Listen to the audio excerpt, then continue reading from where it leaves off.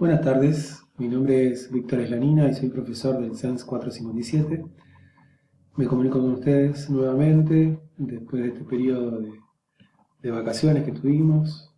Nos reencontramos de manera virtual en estas clases de sociología. La clase de hoy va a estar relacionada con la vida en sociedad. ¿Qué nos define como seres humanos a las personas? Bueno, las personas tenemos ciertos valores y conciencia de lo que es bueno y lo que es malo. Al mismo tiempo somos seres racionales, es decir que podemos usar nuestra inteligencia para decidir, para elegir qué hacer, cómo actuar, para evaluar qué es mejor para nosotros, qué nos hace más felices, etc.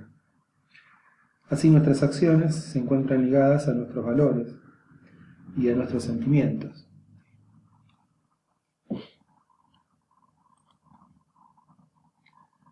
La dignidad es la base de los derechos humanos.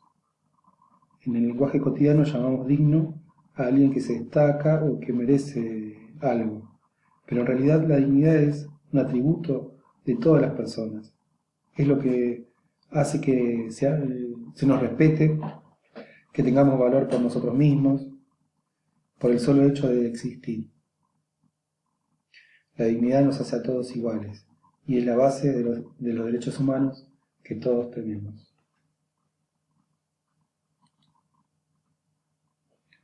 En el trabajo práctico que yo les propongo realizar, el primer punto habla acerca de un fragmento del discurso de Martin Luther King. ¿Sí? En la década del 50 en los Estados Unidos existía segregación racial de los ciudadanos afroamericanos, especialmente en los estados del sur de Estados Unidos. Por ejemplo, blancos y negros no podían concurrir a las mismas escuelas o usar los mismos baños y ascensores en los edificios públicos.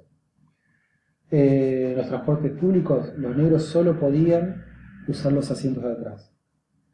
El ingreso de los ciudadanos negros a bares y hoteles estaba prohibido. A mediados de esa década surgieron una serie de movimientos sociales que reclamaban la igualdad de derechos y el fin del racismo.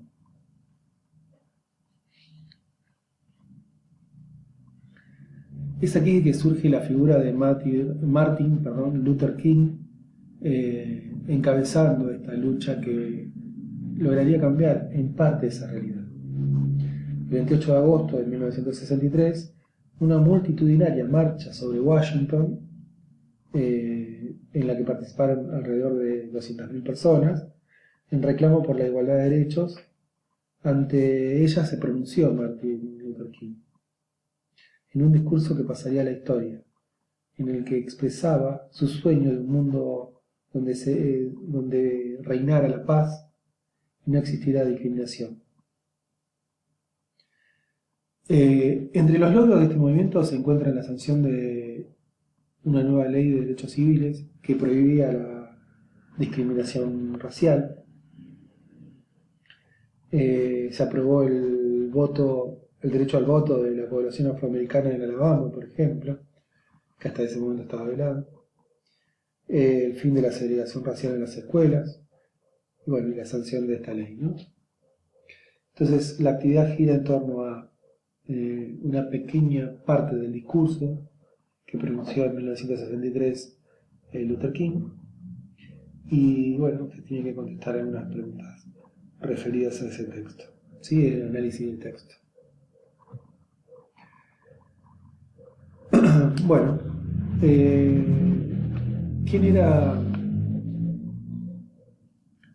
Un filósofo alemán llamado Immanuel Kant, vivió en el siglo XVIII, reflexionó sobre la condición humana.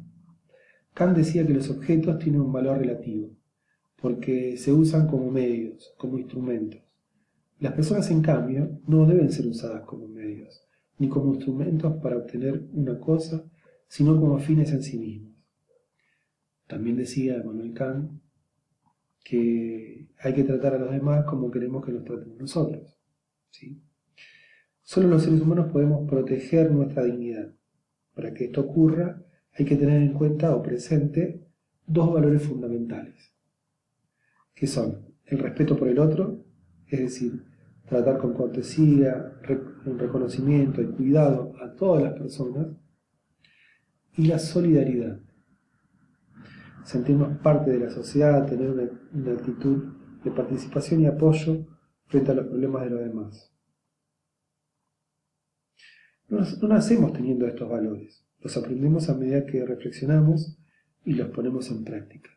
Especialmente en este momento de esta pandemia mundial que nos azota, la solidaridad y el respeto por el otro estarían en distanciamiento social, en el usar barbijo, ¿sí? En respetar las normas que brinda el Ministerio de Salud de la Nación, ¿sí?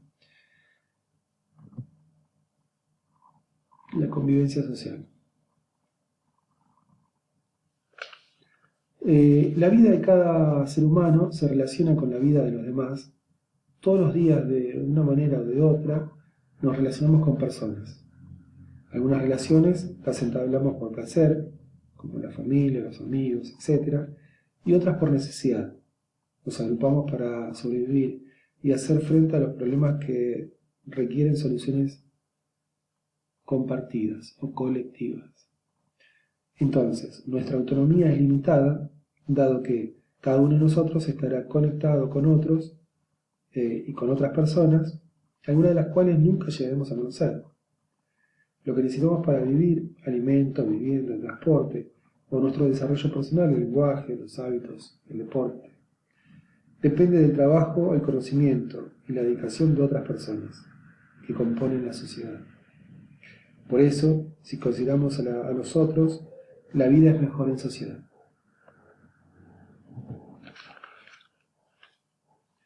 ¿Por qué somos seres sociales? Existen tres tipos de razones. Las primeras son psicológicas. Las personas necesitamos de los demás para subsistir, para crecer y desarrollarnos.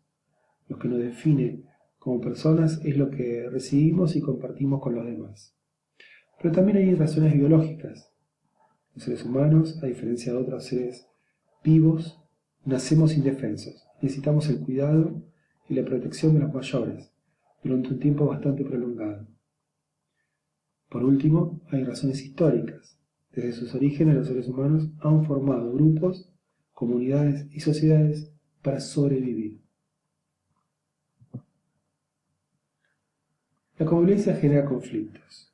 Vivir en relación con otros significa que los valores, ideas o intereses, tal vez muy diferentes de los demás, pueden entrar en conflicto.